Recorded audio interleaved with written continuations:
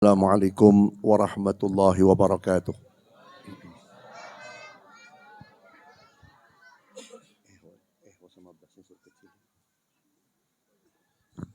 Bismillahirrahmanirrahim. Ehonya suruh kecilin, bukan Allah ini dikecilin. Alhamdulillahi rabbil alamin. Wa bihi nasta'inu ala umurid dunya wad din. Wassalatu wassalamu ala sayyidil mursalin Sayyidina Muhammadin wa ala alihi wa sahbihi ajma'in. Allahumma salli ala nuril anwar wasiril asrar wa tiryakil aghyar wa miftahi babil yasar Sayyidina Muhammadin al-Mukhtar wa alihi al-azhar wa ashabihi al-akhyar adada ni'amillahi wa ifdalih. Al-mukarramun wal muhtaramun, para alim ulama, para kiai, para sepuh dan para tokoh masyarakat, terkhusus kepada keluarga almarhum Bapak Haji Gos beserta keluarga besar dan anak cucunya, wabil khusus Bapak Asep, yang sama-sama kita hormati dan mudah-mudahan dimuliakan oleh Allah Subhanahu wa Ta'ala. Guru-guru kita yang datang dari Parung, Fadilatul Ustadz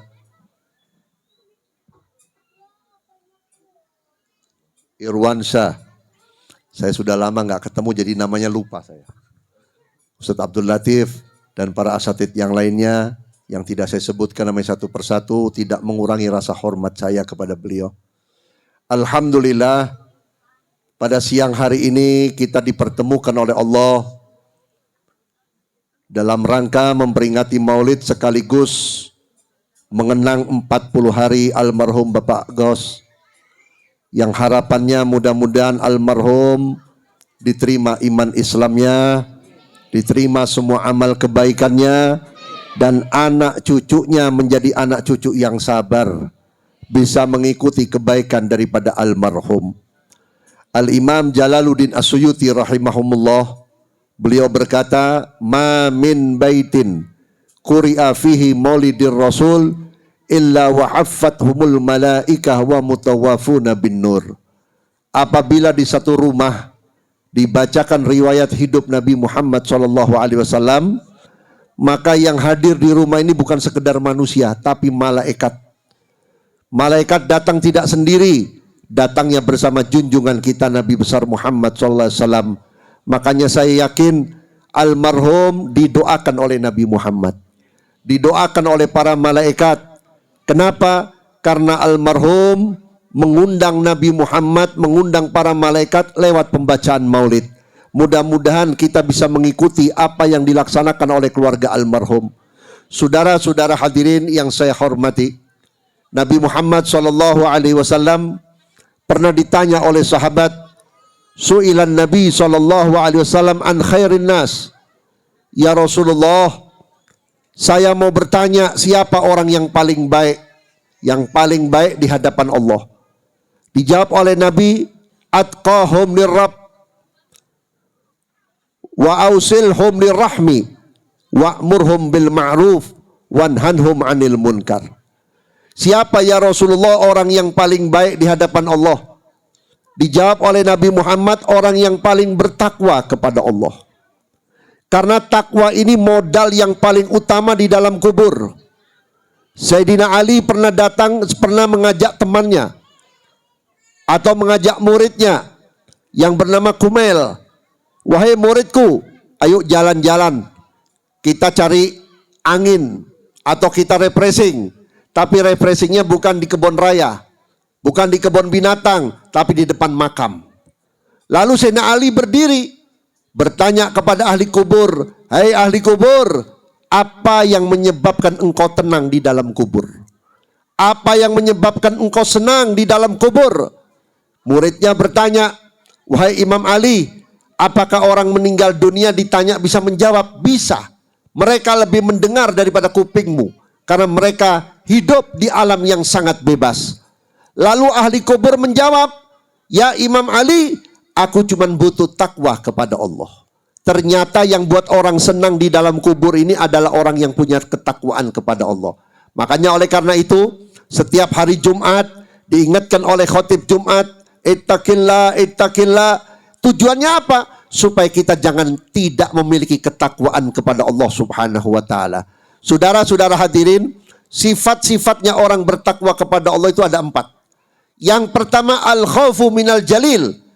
Hatinya benar-benar takut kepada Allah. Hatinya benar-benar manut ikut kepada Allah. Dan tidak takut kepada selain daripada Allah. Dia takutnya kepada Allah. Kenapa? Karena dia yakin Allah yang punya neraka. Allah yang punya syurga. Allah yang menerima amal soleh kita. Dan Allah pun yang mengampuni dosa-dosa kita. Dan semua amal ibadahnya orang bertakwa ditujukan langsung kepada Allah Subhanahu wa taala. Yang kedua, wal amalu bitanzil, selalu beramal sesuai dengan yang diturunkan oleh Allah dan Nabi Muhammad sallallahu alaihi wasallam. Kalau Al-Qur'an memerintahkan sesuatu, dia ikuti. Kalau hadis Nabi memerintahkan sesuatu, dia ikuti. Kenapa? Karena ini merupakan amalan daripada orang-orang yang bertakwa kepada Allah Subhanahu wa taala. Yang ketiga, waridho bil qalil. Orang yang bertakwa itu ridho kepada Allah atas pemberiannya walaupun sedikit. Dia tidak merasa serakah, dia tidak merasa harus lebih. Tetapi kalau memang ini datangnya dari Allah, saya syukuri, saya ucapkan terima kasih ya Allah. Itulah merupakan ciri-ciri orang yang bertakwa. Kemudian yang keempat ini yang wajib dan harus diperhatikan oleh kita. Wal amalu bitanzil, yaitu wal isti'dadu liyaumir rahil, yaitu mempersiapkan diri untuk di hari kemudian. Bapak-bapak, ibu-ibu, hidup kita bukan sampai di dunia saja. Sebentar lagi kita akan pulang ke satu alam, yaitu alamul barzah atau alam kuburan. Nanti di alam barzah banyak persoalan-persoalannya. Pertama kita masuk, dihadapkan oleh Allah Ta'ala kepada 2 malaikat, yaitu Munkar wa Nakir. Munkar wa Nakir bakal bertanya kepada kita, siapa Tuhan kita, apa agama kita, siapa Nabi kita. Itu semua bisa dijawab kalau di dunia kita menganggap Allah sebagai Tuhan kita. Kalau kita mengakui Allah adalah satu-satunya Tuhan, insya Allah kita bisa menjawab Allahu Rabbi. Kemudian kita ditanya, waman nabiyuka, siapa nabimu? Kita bisa menjawab kalimat yaitu Nabi kita adalah Muhammad SAW. Kemudian kita bagaimana bisa menjawabnya? Karena kita mengikuti Nabi Muhammad SAW. Apa yang kita ikuti dari Nabi Muhammad? Akhlaknya, amaliyahnya, sunnah-sunnahnya, ajarannya. Tidak sampai di sana, Bu. Tapi juga anak-anak kita kenalkan Nabi Muhammad SAW. Kemudian kita akan ditanya, wa ma dinuka, apa agamamu? Jawaban kita, Islam adalah agamaku. Bagaimana kita bisa menjawab Islam adalah agamaku kalau di dunia ngaku Islamnya cuma Islam KTP, cuman ngaku-ngaku Islam doang. Banyak orang Islam sudah nggak sholat, banyak orang Islam sendiri sudah nggak bisa baca Quran.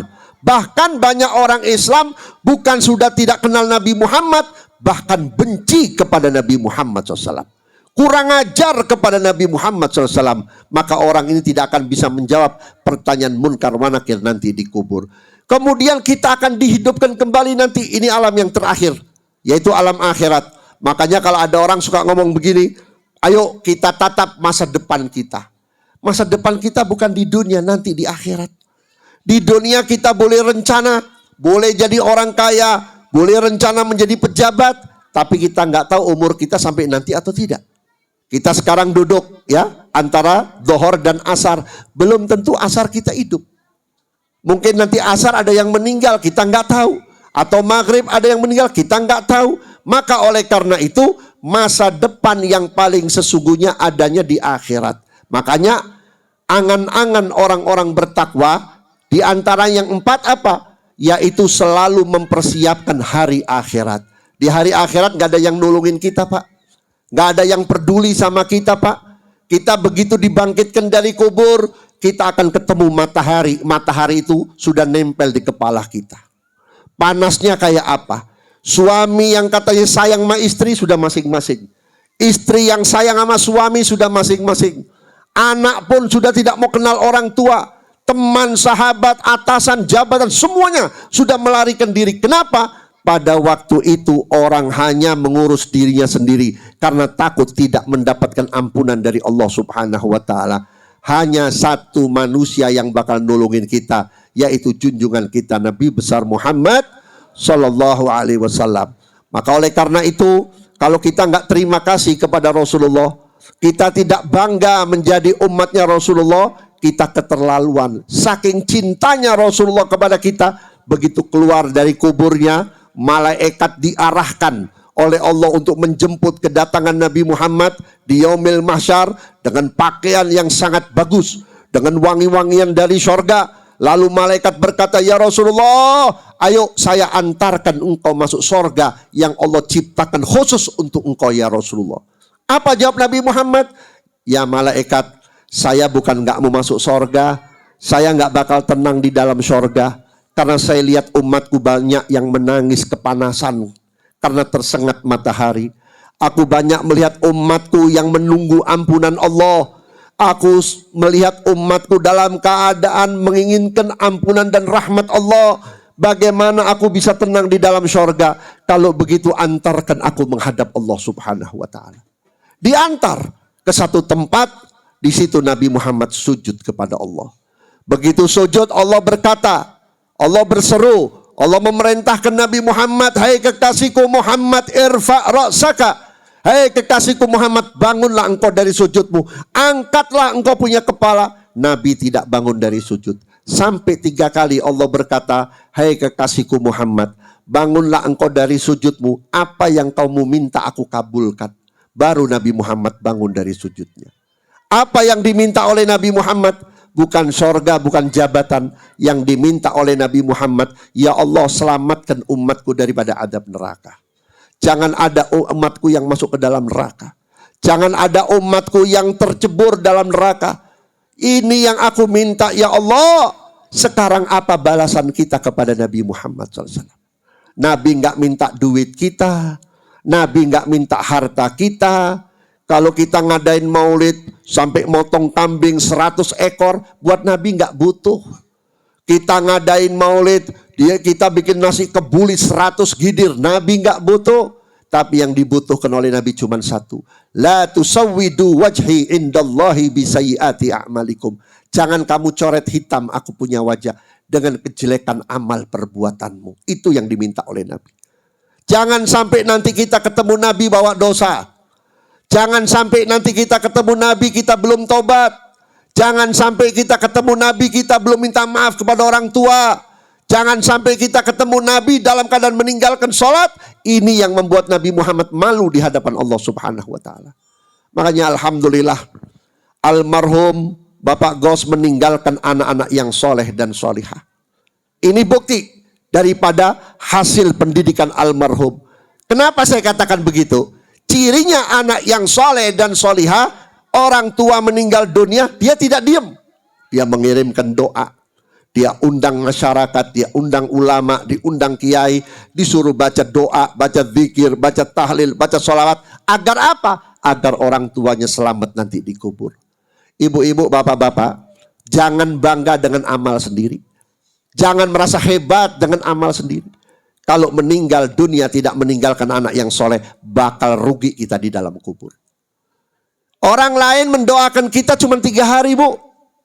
40 hari, 100 hari, setahun sekali, hilang. Tapi kalau ibu bapak meninggalkan anak yang soleh, tiap detik dikirimin pahala. Anak ibu baru niat nih, baru niat. Mau ke kamar mandi, mau ambil wudhu, udah dapat pahala orang tuanya. Anak kita hadir hari ini. Di majelis ini barangkali yang hadir ini sudah nggak ada orang tua ya. Mungkin ada ibu atau bapaknya meninggal. Ini orang tuanya kebagian di dalam kubur. Terlebih-lebih kalau waktu anaknya baca sholawat. Tahu nggak fadilahnya sholawat? Imam Hasanul Basri pernah menyuruh muridnya untuk datang ke kuburan. Itu kuburan jumlahnya ribuan. Begitu masuk, ucapkan Allahumma sholli ala Sayyidina Muhammad wa ala ali Sayyidina Muhammad. Begitu sang murid mengatakan Allahumma sholli ala Sayyidina Muhammad wa ala ali Sayyidina Muhammad, 500 orang yang di dalam kubur yang disiksa oleh malaikat, pada waktu itu diangkat siksanya, tidak jadi disiksa. Bagaimana kalau hari ini bukan cuma satu yang kita baca? Dari mulai duduk, kita baca sholawat lewat tahlil. Kita baca sholawat lewat maulid. Ya Rabbi salli ala Muhammad. Ya Rabbi salli alaihi wasallim. Diikutin orang banyak kali, sekian banyak. Bagaimana almarhum di dalam kuburnya tidak mendapatkan pahala dan kenikmatan. Ada seorang sahabat bertanya kepada Nabi Muhammad. Ya Rasulullah, yang namanya thawab atau pahala itu modelnya kayak apa? Modelnya kayak apa? Kok saya sering mendengar ini pahala besar, ini pahala besar. Jawab Nabi Muhammad, pahala itu nanti akan berwujud kalau manusia sudah ada di dalam kubur. Modelnya kayak apa? Nabi Muhammad sampai bersumpah. Mala ainun ra'at. Mataku melihat tapi aku gak bisa menceritakan indahnya pahala. Wa udhunun sami'at. Telingaku mendengar lagu-lagu syurga yang Allah berikan kepada ahli kubur. Tapi aku gak bisa melukiskan betapa merdunya suaranya. Dan hatiku melihat betapa besar kenikmatan makanan-makanan syurga yang diberikan oleh Allah Ta'ala di dalam kubur untuk orang tua yang mendapat pahala. Tapi aku gak bisa nyeritain saking enaknya. Ternyata orang tua di dalam kubur senang atau tidak tergantung anaknya. Kalau anaknya soleh, salihah, insya Allah orang tua kita dalam kubur senang. Tapi kalau anaknya tidak soleh, masya Allah, harta warisan tidak menyebabkan orang tua masuk kubur. Kekayaan tidak bisa menyebabkan orang tua masuk kubur. Tapi anak yang dititipkan ke pondok-pondok pesantren, ke madrasah-madrasah diniyah, inilah yang bakal menyenangkan orang tua di dalam kubur. Alhamdulillah anak kita bisa baca Fatihah. 1 huruf dari Al-Quran 10 pahala buat ibu bapaknya. Kalau sampai waladhdallin amin berapa huruf? Kali 10. Belum lagi anaknya bisa baca Yasin, Tabarak, Waqi'ah, bahkan khutmul Quran, khatam Quran. Kita kali berapa huruf yang ada dalam Quran? 10. Berapa jumlahnya untuk orang tua kita? Maka disinilah bahagianya orang yang meninggalkan anak yang soleh. Mudah-mudahan saya harapkan pulang dari tempat ini kita menjadi contoh. Almarhum Bapak Ghaus ini bersama keluarga menjadi contoh kita semuanya. Agar kita mempersiapkan anak-anak kita menjadi anak yang soleh dan solihah. Mungkin ini yang dapat saya sampaikan. Kurang dan lebihnya mohon maaf. Assalamualaikum warahmatullahi wabarakatuh.